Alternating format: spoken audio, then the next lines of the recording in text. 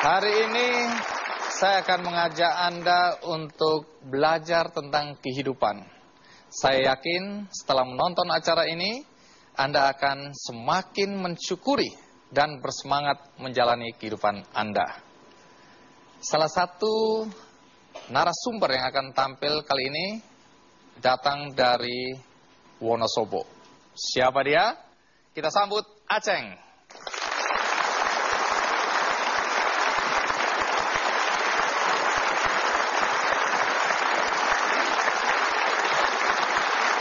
Terima kasih Aceng. Ya. Ini salamannya bagaimana nih? Agak bingung. Pakai kaki. Pakai kaki. Iya. Iya. Oke. Silakan dulu Aceng. Ya, jadi kalau orang ketemu Anda ingin salaman, salah satu caranya pakai kaki tadi. Iya.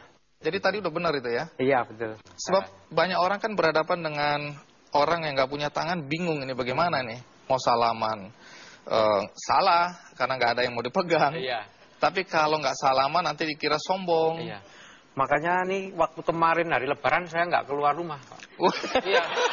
Kenapa? Ketemu sama orang pakai kaki terus kakinya sampai sakit. Iya. Jadi Anda ini tidak punya tangan sejak lahir atau kecelakaan? Sejak lahir. Bagaimana, ini kalau menurut cerita orang tua, bagaimana mereka bereaksi ketika tahu anaknya tidak punya tangan? Saya pernah dengar cerita dari kakek sama nenek saya. Orang tua saya itu shock, ibu saya terutama, karena waktu setelah melahirkan, berselang berapa bulan karena ibu saya belum bisa menerima kenyataan itu kan, akhirnya sama dukun bayinya itu dicegah dulu, pokoknya jangan sampai ketemu dulu. Nggak boleh lihat dulu nggak ya? boleh lihat dulu karena belum siap. Tapi setelah 1 bulan ditemukan dia kaget. Gitu. Nah, tunggu dulu, Iya. sampai di sini dulu. Iya. Sebelum itu tentu banyak yang ingin tahu juga. Iya. Siapa sebenarnya Aceng ini dan bagaimana kehidupan dia. Ini dia liputannya.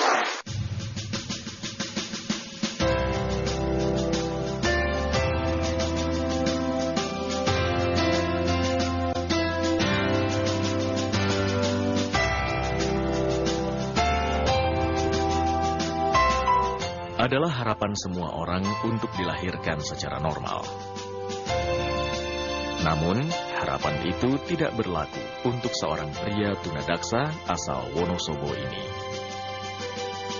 Alberta Aceng Dani Setiawan, atau biasa dipanggil Aceng, meski dilahirkan tanpa memiliki kedua tangan, tidak membuat bapak beranak satu ini lantas terpuruk dan minim prestasi.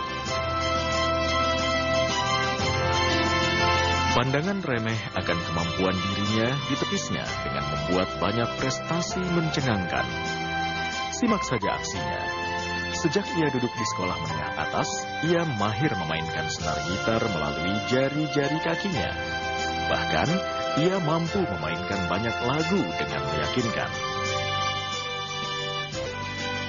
Hingga akhirnya pada tahun 2006, Aceng mendapatkan apresiasi tertinggi dengan mengukuhkan diri sebagai pemegang penghargaan MURI sebagai tunadaksa yang mampu memainkan gitar dengan kaki.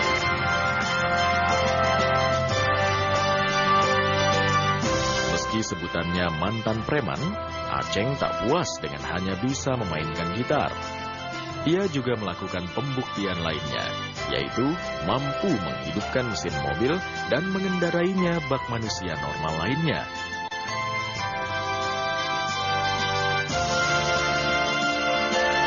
Kini dalam keseharian hidupnya, Aceng merasa lebih berharga dengan menjadi juru parkir demi kelangsungan hidupnya daripada harus meminta-minta. Ia pun sesekali datang berkunjung ke rumah mertuanya untuk sekedar bertemu dan bermain dengan anaknya, Suka Eka Putra.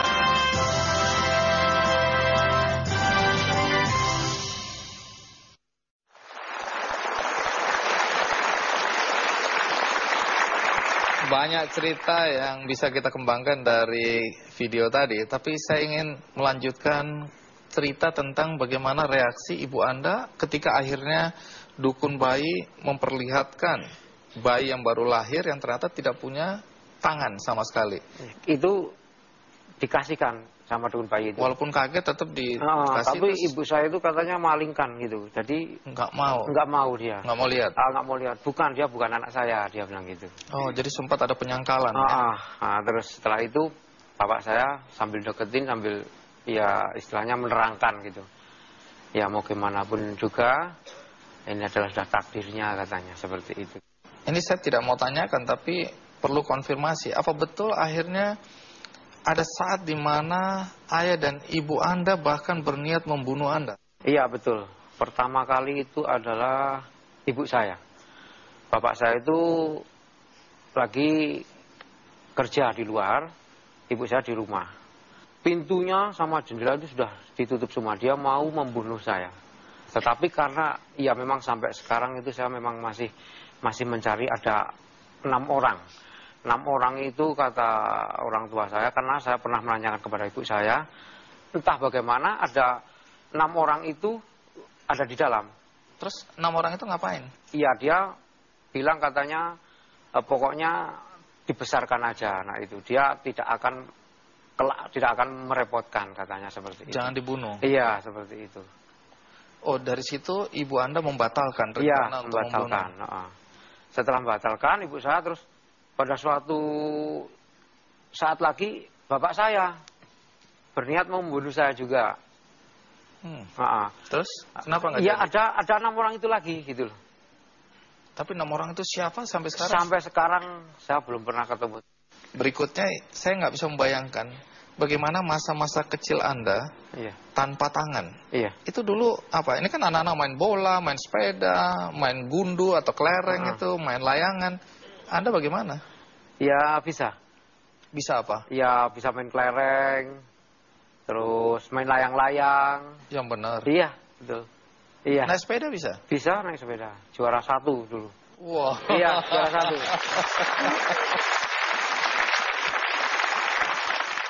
Kalau makan bagaimana? Sejak umur berapa Anda bisa makan sendiri? Iya, bisa sendiri sekarang. Bahkan makan pakai supit itu, pakai supit. Iya, bisa. Lah saya aja nggak bisa. Nggak mau belajar sih. Oh iya.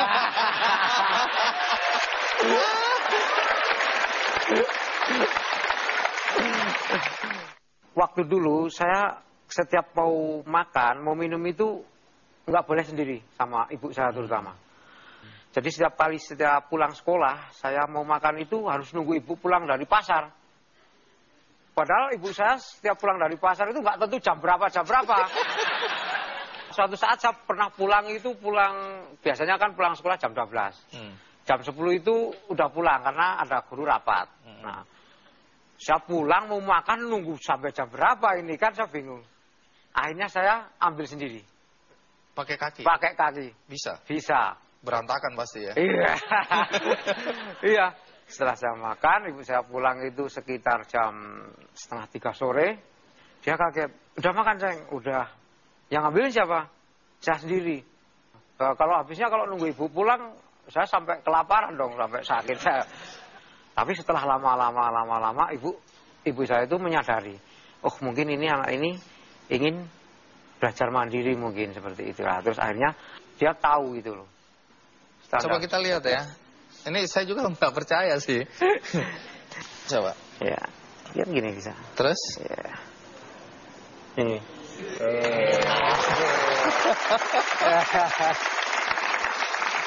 Baik. Tadi kalau digambar tadi bisa naik motor bahkan katanya terus mobil ya? Iya. Ini kan manual ya, bukan otomatis kan? Bukan otomatis. Belajar dari mana itu? Itu belajar pertama, saya punya teman itu punya mobil tapi dia nggak punya garasi. Nah, setiap malam yang tidur di dalam mobil itu saya. Suatu malam itu kan saya mau menghidupin audio di mobil itu malah kebablasan nyetar mobil. Gini. Nah, terus saya diam sebentar, saya sambil mikir, wah alangkah asiknya kalau bisa nyetir mobil gitu. Terus saya coba-coba, tapi pada waktu itu cuma bisa gigi 1 terus. Belum bisa gigi 2, gigi 3 itu belum bisa. Menarik juga untuk mengetahui perjalanan hidup Aceng berikutnya. Ikuti terus Ki Candy. Dulu Anda sekolah di sekolah umum ya? Iya, sekolah umum. Sampai kelas berapa? Sampai SMA. Katanya Anda pernah dapat beasiswa. Iya. untuk di pusat rehabilitasi Solo. Iya, betul. Terus di Solo belajar apa? Di sana saya belajar teknik ukir sama elektronik. Terus kenapa nggak kerja dengan keterampilan elektronik dan ukir tadi? Karena saya ingin yang lain. Yaitu saya ingin di musik. Oh, jadi lebih terpanggil untuk bermain musik. Iya. Dengar-dengar hidup Anda pernah kacau ya. Iya, Tadi betul. disebutkan bahwa pernah jadi preman. Iya. Preman itu kan tukang berantem ya. Ya. Ini saya ingin tahu, betul-betul ingin tahu. Iya. Bagaimana ada preman nggak punya tangan? Nah, itu. Kan pada waktu itu saya belajar taekwondo. Taekwondo itu kan khusus kaki. Kenapa saya istilahnya disegani sama teman-teman atau orang-orang preman di situ? Karena saya mempunyai tekad dalam arti, saya kalau berkelahi pasti sampai hancur. Kalau nggak sampai hancur, nggak pernah saya lepas. Wow. Karena apa? Karena Terus saya... gimana?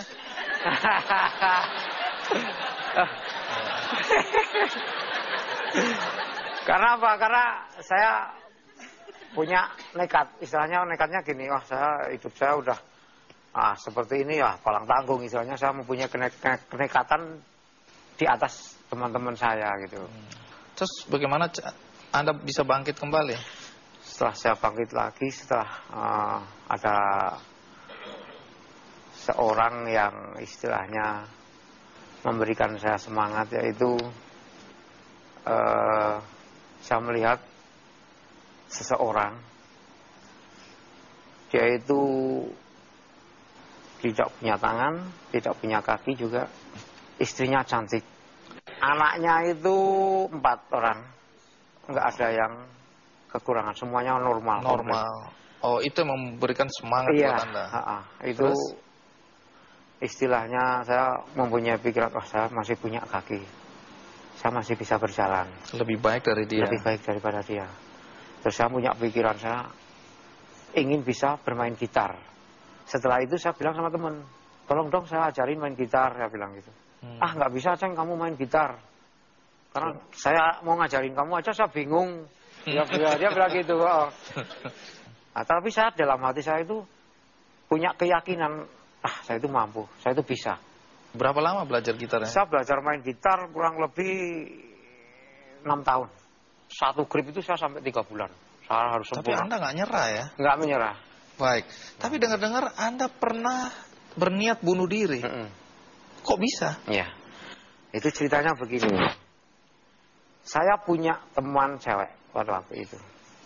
Hati saya itu istilahnya kecantol sama dia. Tapi nggak tahu dia kecantol sama saya, nggak tahu saya. Iya, terus? Tapi itu berjalan selama sekitar kurang lebih 1 tahun. Pada suatu saat saya jalan sama dia, orang tuanya dia itu lihat saya. Terus? Dia nggak nyamperin saya, nggak apa. Terus setelah itu ceweknya itu pulang ke rumahnya, bapaknya bilang sama ceweknya itu, kalau orang Jawa bilang, Duk, ngesuk Aceng kon rene, dia bilang gitu. Aceng suruh kesini besok. Aceng suruh sini besok. Ya pikirannya cewek saya itu mungkin saya direstui. Sore saya ke sana, saya ditemui sama bapaknya. Ceng, kamu serius sama anak saya? Ya serius Pak, saya bilang gitu. Apakah kamu udah bercermin? Dia bilang gitu. Apakah kamu nanti bisa membahagiakan anak saya? Saya sekarang bilang sama kamu, kamu sekarang nggak boleh dekatin anak saya. Setelah itu saya pulang dari rumahnya, saya sorot jawan itu mau semaput, mau pingsan di jalan. Ya benar, saya dengar kata-katanya dia itu, saya mau nangis, saya sudah titelnya preman mau nangis, iya kan? Iya.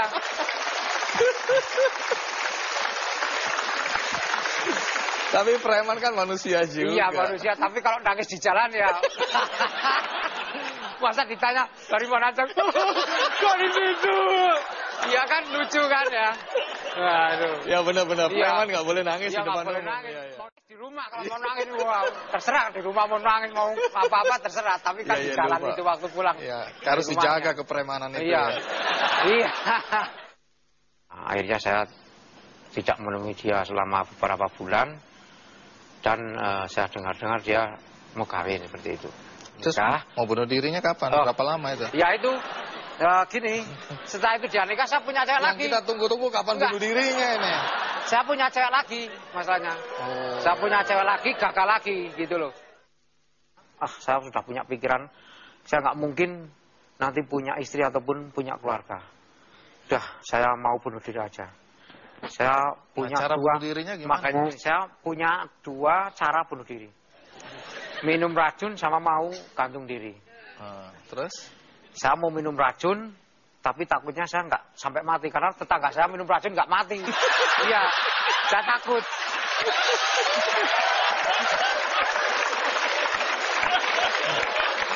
Terus cara kedua? Cara kedua yaitu gantung diri. Gantung dirinya itu kan pakai tambang. Saya mau bikin talinya di atas, saya nggak bisa. Saya bilang sama tetangga, Mas tolong saya bikinin. Dia takut, nggak mau. Nanti dikira saya yang membunuh, dia bilang. Saya bilang, nggak apa-apa, pokoknya saya bikin talinya buat gantung aja. Akhirnya 2 cara itu gagal. Ya, 2 cara itu gagal. Akhirnya nggak jadi bunuh diri.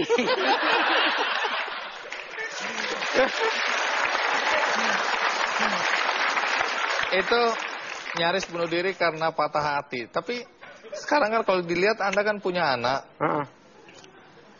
Omong-omong siapa perempuan yang mau sama preman yang nggak punya tangan? Iya itu. Nggak punya pekerjaan lagi. Alhamdulillah ya, Tuhan tidak tidur. Saya dipertemukan oleh jodoh saya. Dan akhirnya punya 1 anak ya? Iya. Yang jadi pertanyaan saya adalah bagaimana Anda menjelaskan kepada anak tentang bapaknya yang nggak punya tangan? Iya, dia udah tahu sendiri. Setiap saya datang aja dia istilahnya nggak salaman itu kan seperti itu kan, ya itu dia sudah tahu sendiri. Jadi dia sudah punya istilahnya apa ya, rasa apa sama saya gitu pada orang tua. Makanya saya orang tuanya makanya saya ingin sekarang ini membuat apa istilahnya prestasi sebanyak mungkin, yaitu untuk bekal anak saya nantinya. Apa misalnya prestasi? Iya, seperti misalnya saya mendapatkan piagam muri, seperti misalnya saya the best bass. Nah, the best bass player. Iya, the best Sewonosobo. Top. Iya. Saya juara lomba lawak juga pantesan. Iya. Baik, jadi itu yang membuat Anda meyakinkan anak-anak bahwa kamu harus bangga pada orang tua. Iya. Baik, tentu saatnya kita ingin melihat dan mendengar bagaimana Mas Aceng bermain gitar. Ya, oke.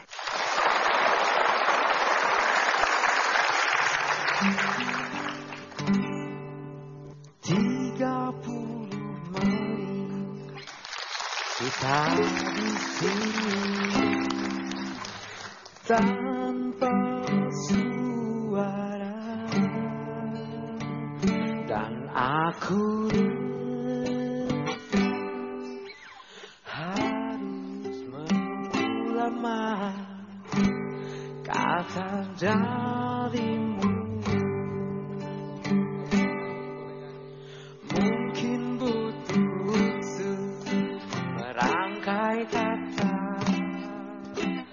untuk bicara, dan aku benci harus jujur padamu tentang semua itu.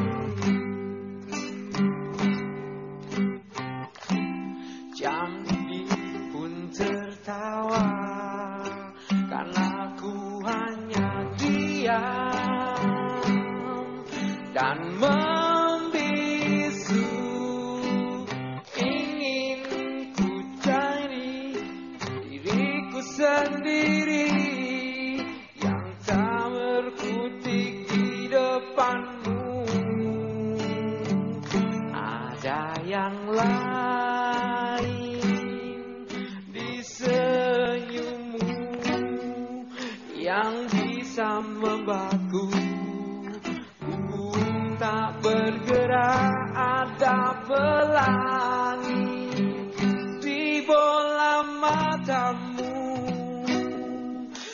seakan memaksa untuk bilang aku sayang padamu.